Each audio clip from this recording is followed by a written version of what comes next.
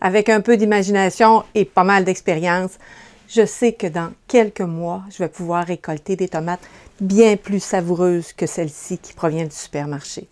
Bonjour, mon nom est Lily Michaud. Aujourd'hui, je vous parle du semis de tomates simplifié. Mais avant de parler du comment, parlons du quand. Quand doit-on faire son semis de tomates? De façon générale, si vous habitez comme moi en zone 4, vers la fin mars, ça va convenir. Si vous habitez en zone 3, donc plus froid, c'est mieux de retarder d'une semaine ou deux. En zone 5, vous pouvez devancer d'une semaine ou deux. Si vous avez une serre, un système de transition à l'extérieur, une serre finalement ou une couche froide, c'est possible de devancer de façon générale un petit peu aussi les semis. Maintenant, regardons qu'est-ce qu'on aura besoin pour faire un semis de tomates. Bien sûr, des semences. Alors moi, je privilégie des semences bio ou du moins des semences non traitées qui ont été cultivées de façon écologique et que je me procure auprès de nos semenciers québécois. Donc, c'est une première chose. Ensuite, vous avez besoin de contenants. Évidemment, moi, je suis toujours dans un souci écologique. J'essaie de réutiliser, de recycler. Des contenants que j'aime beaucoup, ce sont des barquettes de champignons. Ça peut être des contenants de lait, n'importe quel contenant de plastique qu'on a coupé finalement. Ce qui est important dans tous les cas, c'est de bien percer le fond. Il faut vraiment que l'eau s'égoutte, donc on perce le fond. On peut aussi réutiliser certains contenants, peut-être qu'on a déjà achetés des années dernières, à condition de bien les laver. Ça, c'est bien important qu'ils soient très, très propres. Alors, comme des microcellules, comme on a ici, ou encore ce type de contenant dans lequel on a peut-être acheté des plantes les années dernières, bien laver aussi, ça va être important. On va les utiliser lorsqu'on va repiquer les plants. Ensuite, ça va vous prendre du terreau. Alors, si vous achetez du terreau, c'est important que ça soit vraiment un terreau à semis. Okay? Vraiment un terreau à semis dans un premier temps. Plus tard, lorsqu'on va venir le temps de repiquer, à ce moment-là, ça peut être un terreau de transplantation. Si vous avez la possibilité, si vous faites une grosse quantité de plusieurs semis comme moi et vous voulez que ça soit plus économique, vous pouvez faire aussi vos propres terreaux. Terreau à semis, très très simple, 3 parties de compost, 6 vermiculites, un sable.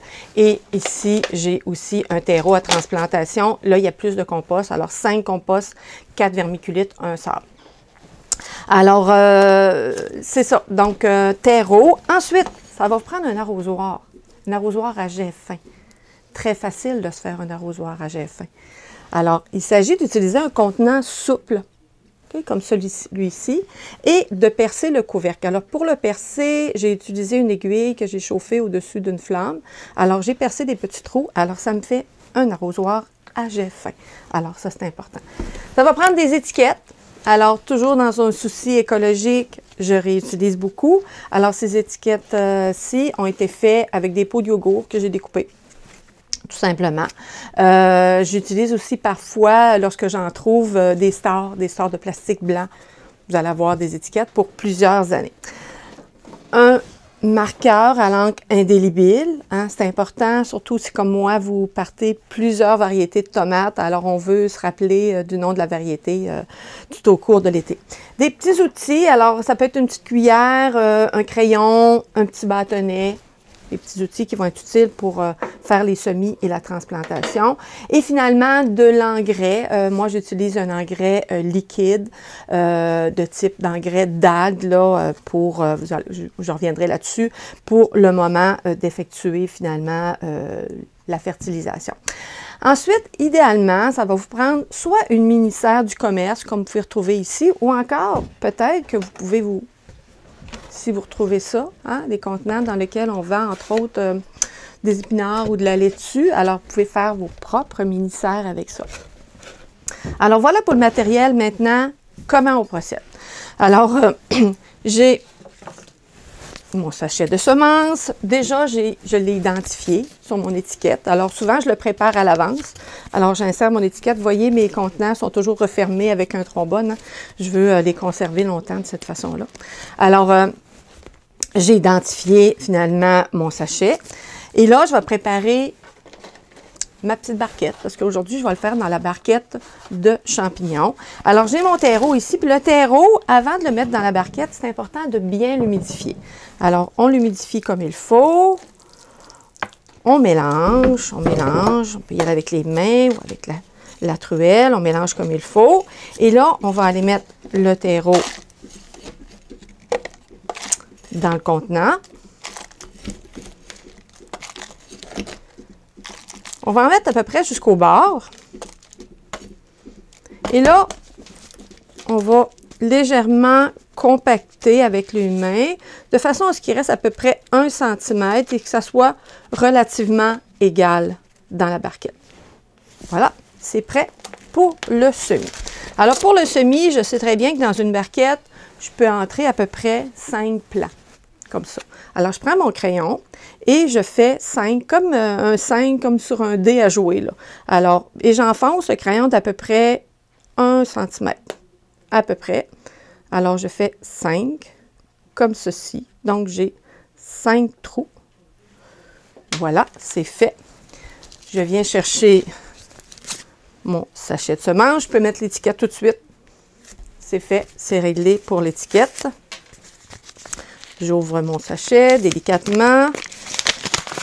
Je vais chercher, des fois, il y a un deuxième petit contenant, petit sachet comme ça ici. On va l'ouvrir, on va aller chercher délicatement, on s'organise pour avoir les mains propres quand même, un peu. Alors, on va chercher à peu près 5 graines. OK, j'ai mes 5 graines. Alors, une à une, on va les mettre dans les trous que j'ai faits. 3, 4, 5. On referme, tout simplement. On appuie, on range aussi notre sachet. Et là, ça va aller dans un endroit chaud. Idéalement, 25 degrés. Et dans un endroit, justement, ça va être le moment d'utiliser notre petite mini-serre, hein, le mettre dans des contenants comme ça, et le mettre dans un endroit chaud. Si sur le marché, on vend des tapis de germination, c'est possible si vraiment vous n'avez pas d'endroit chaud, mais si vous pouvez le mettre dans un endroit chaud, ça ne sera pas nécessaire, le tapis de germination. Le tapis va aider à avoir une levée relativement égale, mais sinon, ce n'est pas absolument indispensable. Alors, on met tout ça, on range tout ça. Ici, je vais le mettre comme ça. Et là, on va simplement surveiller qu'il ne manque pas d'humidité. Si le couvercle devient très, très humide avec plein de gouttelettes, là, comme peut-être vous pouvez voir ici, alors là, il faut entrouvrir. On va essayer de mettre un petit objet pour l'entrouvrir. Alors, il ne faut pas qu'il y ait trop de gouttelettes. Et moi, je laisse mes plants, mes jeunes plants dans la mini-serre, là, jusqu'à ce qu'ils touchent finalement au couvercle. Il y a des gens qui vont le mettre pas si longtemps. Moi, je préfère les mettre, ça fait un environnement humide. Évidemment, je vais surveiller le besoin en eau et je vais toujours utiliser mon petit arrosoir à jet fin pour combler les besoins en eau. Alors, ça va durer, en tout cas, à peu près plus ou moins 3 à 4 semaines. Dans 3 à 4 semaines, vous allez voir des beaux plants. Alors ici, on va s'imaginer qu'on a des plants de tomates. En réalité, ce sont des plants de poivrons, mais de toute façon, c'est le même principe. Alors, on se retrouve ici. Ici, je me retrouve avec 4 plants de poivrons. Donc, ça veut dire que probablement qu'il y avait une semence qui n'a pas germé, tout simplement. Alors, j'ai mes 4 plants que je veux transplanter. Quand est-ce qu'on va décider de transplanter? Alors, il faut que le plant ait 2 premières vraies feuilles. Les premières feuilles qui sortent, là, qui sont comme uniformes, là, comme ceci, finalement, ce qu'on appelle les cotylédons. Alors ça, ce sont des fausses feuilles, ce sont des organes de réserve. Et après les cotylédons, suivent les feuilles, les vraies feuilles. Alors là, on voit que les vraies feuilles sont vraiment sorties. Puis en plus, les plants commencent à se toucher. Ça veut dire que là, c'est le moment d'effectuer la transplantation. Première étape, arroser. Toujours arroser avant d'effectuer une transplantation. Alors, dans ce cas-ci, je vais transplanter dans des contenants individuels. Alors, j'ai mes contenants ici et je vais utiliser, bien sûr, mon terreau de transplantation que je vais humidifier aussi avant de le transvider dans le contenant. Alors, je l'ai humidifié, je brasse, bien mélanger. Et là, je vais en mettre juste un petit peu dans le fond, à peu près 2 à 3 cm. Là, j'évalue la hauteur un peu de mes plants. Et le principe, c'est que je vais vraiment déposer mes plants. Vous allez voir comment je procède. Et je veux que les cotylédons arrivent à peu près sur le bord là, du contenant. Donc, j'ajoute peut-être encore un petit peu, si j'évalue la hauteur. OK. Et là, je vais prendre ma cuillère. Je vais aller chercher le plant avec la cuillère. En fait, je vais aller chercher la motte de racine et je vais tenir le plant avec une feuille. Jamais, jamais ne tenir la tige. Vous risquez de l'écraser et vraiment de faire mourir le plant. Donc, je vais vraiment déménager le plant comme ceci, doucement, en le déposant sur le terreau que j'ai déjà mis. Bon, je suis à la hauteur convient. Alors là, je vais combler l'espace libre par le terreau. Et je vais me rendre finalement jusqu'au cotylédon. Là, bien sûr, aussi, il faut faire suivre l'étiquette. Alors, on va devoir faire 4 ou 5 étiquettes là, pour bien identifier finalement le plant en question. Alors, on appuie légèrement, puis on s'organise pour qu'il reste à peu près 1 cm d'espace là, ici. Alors voilà, c'est parti, c'est transplanté. Normalement, vous allez pouvoir les laisser dans ces contenants-là jusqu'à la transplantation au jardin. Sauf si vous avez parti vos plants très tôt, plus tôt, et là, peut-être qu'il va falloir, ça va prendre une deuxième transplantation. Parlons fertilisation. La fertilisation commence à peu près 2 semaines après la transplantation ou le repiquage, si vous préférez, que je viens de faire. Et pour la fertilisation, je vais utiliser un engrais d'algue que je dilue dans l'eau selon la prescription. Là. Alors, habituellement, 1 fois d'engrais, c'est suffisant. Les petits plants, je ne les remets pas dans la mini-serre. Là, je vais les mettre finalement tout simplement dans des plateaux. Ils vont rester là. Je n'ai pas parlé d'éclairage. Parlons d'éclairage, important. Vous voyez, moi, j'ai de l'éclairage artificiel. C'est sûr que mes semis, je les fais au sous-sol. Donc, il n'y a pas, même la pauvre petite fenêtre ne produit pas assez de lumière pour que je puisse faire mes semis avec juste l'éclairage naturel. Par contre, vous, si vous avez juste quelques plants, ce n'est pas nécessaire d'avoir l'éclairage artificiel. Idéalement, par contre, il faudra mettre ça sur le bord d'une fenêtre orientée au sud ou à l'ouest. Et tourner les plants aussi régulièrement, là, à peu près d'un quart de tour, à peu près à tous les 2-3 jours. Et là, vos plants vont profiter avec vos bons soins. Vous pouvez même mettre un ventilateur, quand ils vont être assez hauts, je dirais 10 cm au moins, là, et mettre un ventilateur pour les faire bouger un peu, là, 1 fois ou 2, là, faire un petit peu d'exercice, un petit peu à tous les jours, 1 heure ou 2 peut-être. Donc, jusqu'à la transplantation au jardin. Parlant de transplantation, très important de faire une transition.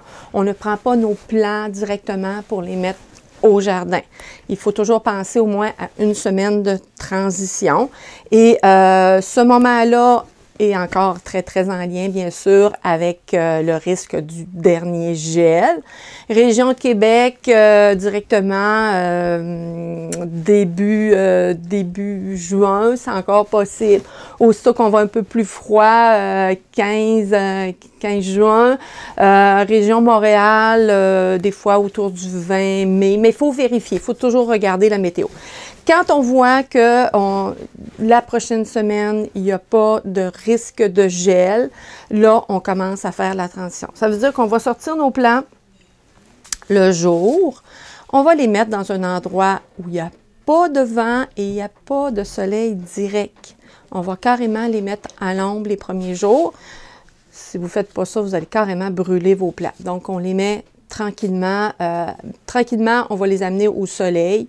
Et souvent, la dernière nuit avant la transplantation, je vais tout simplement les placer dans mon jardin pour leur montrer là où sera leur petite maison très, très bientôt. Alors voilà, c'est ce qui résume un petit peu le semi-tomate. Vous voyez, là, je l'ai fait le repiquage avec un poivron. Pour le poivron, c'est la même chose. Le poivron, les piments, les aubergines aussi, c'est le même procédé. Alors, sur ce, je vous souhaite de vous amuser, de jouer dans la terre et de faire de beaux semis et bien sûr dans le but d'avoir de belles récoltes.